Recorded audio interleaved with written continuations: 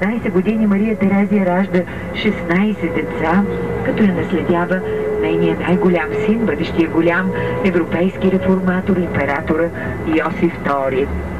Отдясно остава един от виенските фаетони.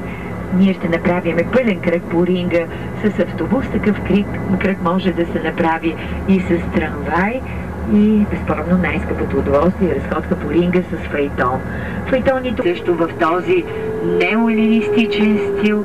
Пред парламента е фонтана на богинята на мъдростта и правосъдието Атина Палада. Много са реставрациите, реконструкции. Съседната сграда на някогашния дворец Епщайн.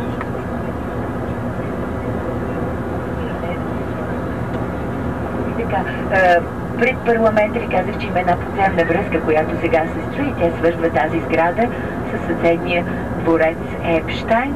Силно впечатлява и сградата на кметството от нашата лява страна. Е много оживено, тъй като на един голям екран безплатно всяка вечер от 20:30 се прожектират филмирани опери и оперети и след кметството от един от най-известните театри в немско. Готиката във Виена може да ви впечатли, но след Брюксел, след Амстердам малко трудно, но все пак родината до църквата е построена на мястото на този неудачен атентат, извършен през 1856 година от един унгарски шивач и брата на императора, по-късния владетел на Мексико, Максимилиан Мексикански, дава оброк за построяването на този най-голям и до ден днешен международен храм в Виена, където всяка неделя преди обяд се отслужват служби на няколко езика. От дясната страна остава тази оранжева сграда, сградата на Виенската борса. Казармата сега отляво ще видиме. Викторианската фасада впечатлява на единствената запазена действаща казарма на булеварда Рингштрасе. И вече стигнахме до канала на реката Дунав. Ето сега може да видите действащата казарма отляво. Световна война. За разлика се самоубиват, предусещайки печалния край на виенските евреи. И на мястото на този втори район никой не е предполагал, че отново ще се появи еврейска община, но през 7 дни от своя живот, тук само за 40 дни е била написана любимата оперета на Штраус, оперетата Прилепа, и един от неговите най-известни валсове на прекрасният син Дунав, който днес едва ли не е написан химн на Виена. Ето отдясно, където ви е рекламата на Макдоналдс, вие ще видите и паметната плоча на първи етаж. Това е къщата на Штраус, превърната днес в музей. По бащина линия Штраус е също от еврейско потекло, затова и музея на Штраус е именно в този втори еврейски виенски район. И след малко ще излеземе на един неголям площад. Площада е пред тази най-малка северна виенска гара.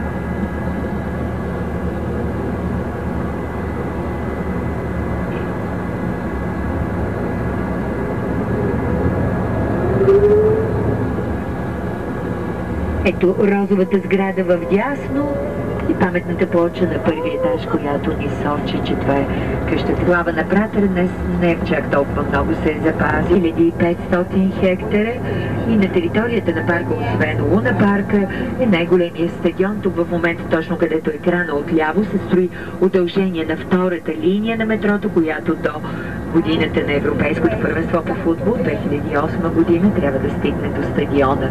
Всъщност първенството ще се провежда и в съседна Швейцария. Домакини са Швейцария и Австрия, но финала ще бъде тук в Виена на стадиона Ерцхапел. Тази втора линия на метрото ще прекосява и реката Дунав, но вече метра се открива една прекрасна панорама към целия град.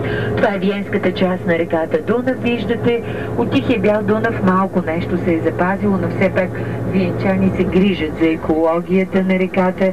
За щастие реката не преля както преди 3 години, но Виена, благодарение на тази добра система, регулиране с шлюзи реката около Виена от 1875 година, не пострада особено от голямото наводнение преди 3 години, но все пак този район отляво, който днес се нарича Копакабана, по подобие на бразилската Копакабана, беше почти непълно залят от водата.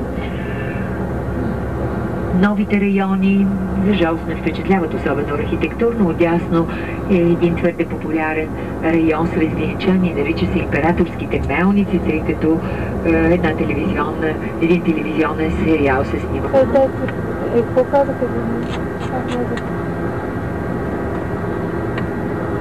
Тази кула на хилядолетието, висока 203 метра, след кулата Монпарнас в Париж, тя е втората по височина и също по диагонал, в дясно още една кула може да се види с една почти жълта светеща сфера. Това е пък кулата на сметището на града или завода за преработка на отпадъци Шпителяу. Показвам тази кула не само като голямо съвременно съоръжение, но и като туристическа и архитектурна атракция, тъй като тя е дело на небезизвестния архитект Хунберт Васер и нашата следваща спирка ще бъде при пъстрата шарена къща на Хунберт Васер.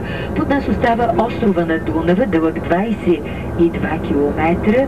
Именно тук през лятото са естрадите на открито на този остров на Дунава, едно от любимите места за отдихи от мора на по-младите виенчани. Виждаме в края на булеварда и символа на града се очертава кулата на катедралата Свети Стефан, както някъде и пъстрия покрив на храма се вижда. И така нашата следваща спирка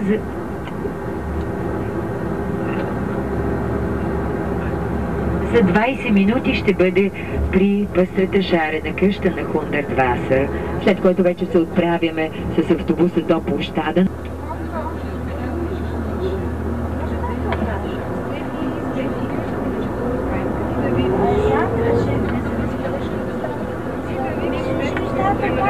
На фасада на къщата на архитекта виждате, че действително няма прави линии. Правата линия Хунберт Васер е смятал за безбожна. Всичко е вълнообразно. Вътре подовете са с един наклон от 12 градуса. Имате чувството, че от покрива растат тези дървета, те са 250 на брой. От балконите също. Архитектът специално запазва това сиво петно, така изглеждала сградата първоначално и само за 3 години, от 1983 я преобразува по този невероятен начин. Второто пък сиво петно ви е детска градина и точно свода е използвана за парзалка за децата отвътре. Сега да ви казах, че е жилищна сграда, ефтино социално жилище, но не живеят естествено социално слаби хора, предимно хора на изкуството, които вечно протестират с многобройния поток от туристи, който не представя. Тук сега, макар и на снимки, искам да ви покажа с аспержите, така го наричат, заради тънките ионийски колони. Първоначално не е била одобрявана много тази сграда. Тя е построена и на мястото на някогашната крепостна стена, запазена е бастиона и фактически върху този бастион е издигнат дворецът Кобургонът. Ето сега ще видите двореца. Не сме стигнали, аз предварително ви разказах. Ето сега в дясно, в дъното на този неголям площад ще се види двореца Кобургота с тесните колони. Сега ще го видим още на себе. Центо ще ви покажа още веднъж сградата. Ето сега в дъното, ето може да се види тази сграда с тънките ионийски колони. Действително един от впечатляващите дворци в Стара Виена, двореца Кобургот.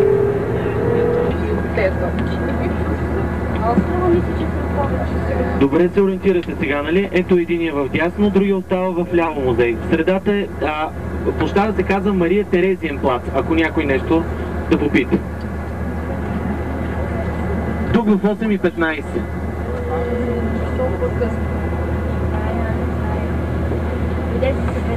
Сходка и Стара Виена. Виждате паметника на Мария Терезия в центъра на площада. От двете страни, двете сгради са почти архитектурни близнаци, така и ги наричат близнаците. Това са най-посещаваните виенски музеи. Природонаучния музей с най-пълната колекция от динозаври в Европа. За ученическите групи той е много посещаван и интересен. А Виенската галерия естествено, че също заслужава внимание. Четвъртата по големина галерия в Европа с най-пълната колекция на Питер Брюгел старши, 35 картини на този фламандски художник са във Виена. Много е богата колекцията на Тициан, Веласкес, втората по големина колекция в Европа след музея Прадо в Мадрид.